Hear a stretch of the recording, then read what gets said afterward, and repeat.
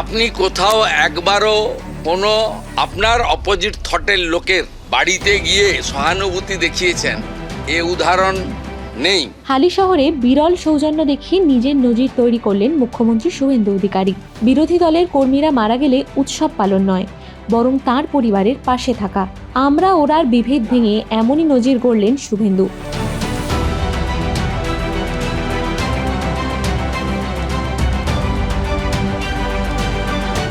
যে শান্ত হালিশহরে অশান্ত করার চেষ্টা করতে গিয়ে বাধার মুখে পড়েছিলেন মমতা, সেই হালিশহরের মাটিতেই শুভেন্দু জিতলেন বিরোধী দলের নেতা কর্মীদের হৃদয়।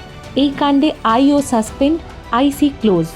এর পাশাপাশি মৃতের পরিবারের পাশে দাঁড়িয়ে একাধিক আর্থিক ও চাকরির ঘোষণা করেছেন মুখ্যমন্ত্রী। পুলিশের গাফিলতি প্রমাণিত, কারণ তাদের কাস্টডিতে মারা গেছে। এবারে কতটা কি অত্যাচার করেছে ইন ডিটেলস পিএম রিপোর্টে পাওয়া যাবে। আমরা প্রাথমিকভাবে থানার আইসিকে ক্লোজ করছি পুলিশ লাইনে, আর আইও ইনভেস্টিগেটিং অফিসার তাকে সাসপেন্ড করছি। ম্যাজিস্ট্রেরিয়াল ইনকোয়ারি এক্ষেত্রে প্রোটোকল ম্যান্ডেটারি। সাধারণত ডেপুটি ম্যাজিস্ট্রেট লেভেলে বা এসডিও লেভেলে ইনকোয়ারি হয়। আমরা এক্ষেত্রে ঘটনার গুরুত্ব অনুভব করে এবং পরিবারের দাবি মেনে উত্তর চব্বিশ পরগনা জেলা শাসক মহোদয়াকে ম্যাজিস্ট্রেরিয়াল ইনকোয়ারি করার জন্য দায়িত্ব দিচ্ছি। আমি হোম মিনিস্টার, বছরে 3টে অ্যাটেন্ডেন্ট পাই। আমি ও স্ত্রীকে আমার অ্যাটেন্ডেন্ট হিসেবে চাকরি দিলাম। উনি শোক কাটিয়ে ওঠার পরে লোকাল থানার সঙ্গে অ্যাটাচ থাকবেন এবং 12 মাস 15,000 টাকা করে এরা পায় অ্যাটেন্ডেন্ট। 12 মাস কমপ্লিট হলে গ্রুপ ডিতে পার্মানেন্ট হয়ে যায়, কারণ বাকি চাকরি তো পরীক্ষা দিয়ে হয়, আমরা তো ওভাবে চাকরি দিতে পারি না। চিফ মিনিস্টার রিলিফ ফান্ড থেকে 10 লক্ষ টাকার একটি চেক আপনার মিসেসকে দিয়েছি। বলছি এটা আপনাকে নিতে হবে না, আপনাকে একটা চাকরি, ছোট চাকরি হলেও দিলাম আমরা। 2টো বাচ্চার নামে আপনি MIS করে দেন, ওদের পড়াশোনাটা দেখতে হবে। অথচ গত 5 বছরে 3 শতাধিক বিজেপি কর্মীর খুন হলেও মমতা একবার মুখ ফিরিয়েও দেখেননি। সব মিলিয়ে শুভেন্দুর এক চালে ধরাশায়ী মমতা।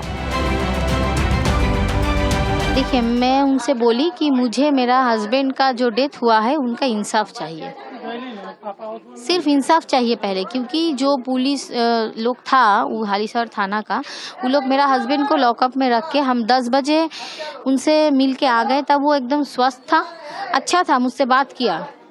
लेकिन रात को क्या ऐसा क्या हो गया कि वो लोग मेरा हस्बैंड को पीट के मार दिया। बस मुझे वही इंसाफ चाहिए। इंसाफ मतलब ये नहीं कि वो लोगों जो पुलिस था उनको सस्पेंड कर दिया, ये वाला इंसाफ हमको नहीं चाहिए। सीएम ने कहा तो सस्पेंड किया।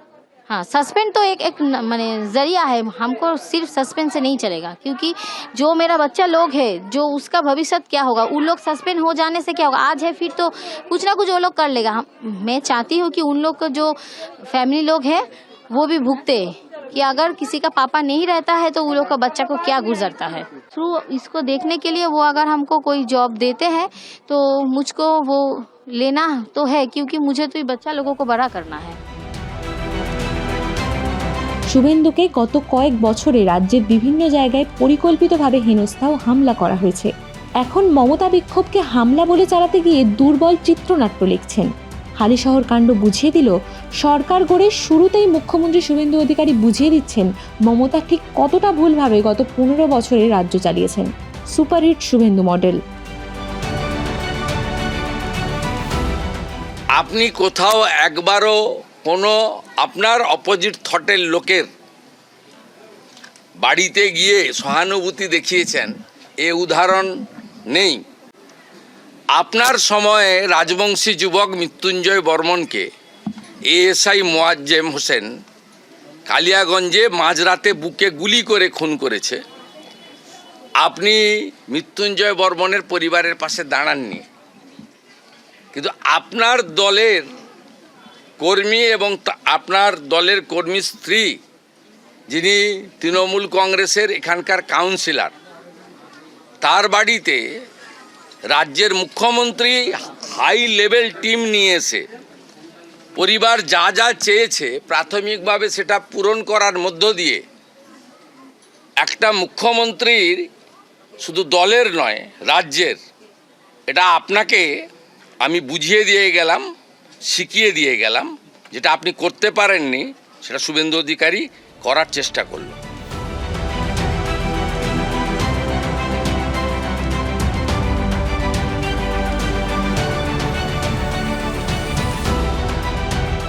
Bureau report, Asianet news Bangla.